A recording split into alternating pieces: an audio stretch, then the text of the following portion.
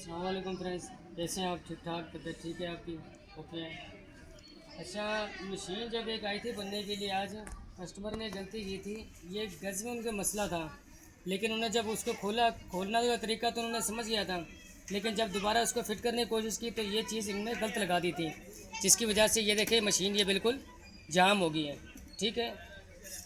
اچھا، اس میں نقص یہ ہے، دیکھیں یہ ٹوٹ گئی ہے، جس کو غلط لگانے کی وجہ سے یہ پرزہ بھی ٹوٹ گیا ان سے۔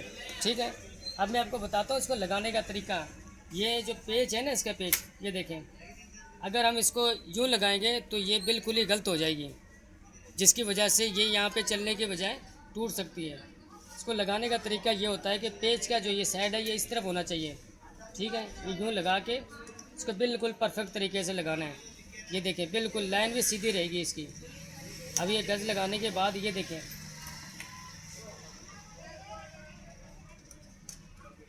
اس کے پیچ کا جگہ یہاں ہوتا ہے، یہاں پہ یہ چھوٹا سا ایک سراغ ہے۔ ٹھیک ہے۔ یہ دیکھیں یہاں سے یہ پیچ اس کا کھلتا ہے اور یہیں سے بند ہوتا ہے۔ ٹھیک ہے نا۔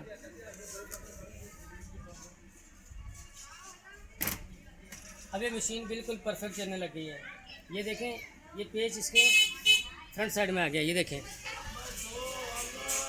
یہ دیکھیں پیچ کا منہ اس طرف ہونا چاہیے۔ اس طرف جب پیچ کا منہ چلا جائے گا تو یہ بالکل ہی خراب ہو جائے گا اور یہ مشین بالکل جام ہو جائے گی۔ اب یہ بالکل صحیح چل رہی ہے، پرفیکٹ طریقے سے چل رہی ہے۔ ٹھیک ہے نا۔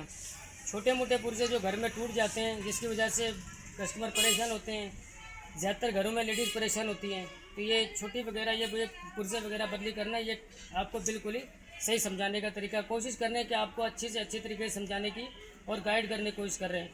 ٹھیک ہے نا۔ مزید ہمارے پاس ایسی اچھی اچھی ویڈیو دیکھنے کے لیے میرے پیج کو ٹھیک ہے فالو کریں، لائک کریں۔ دوسری بات کوشش یہ کر رہا ہوں کہ دیسی اسٹائل میں آپ کو سمجھانے کی کوشش کرتا ہوں۔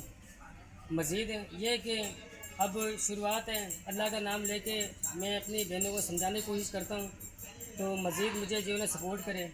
اللہ حافظ، خوش رہے ہمیشہ، تو دعا کریں میرے لیے۔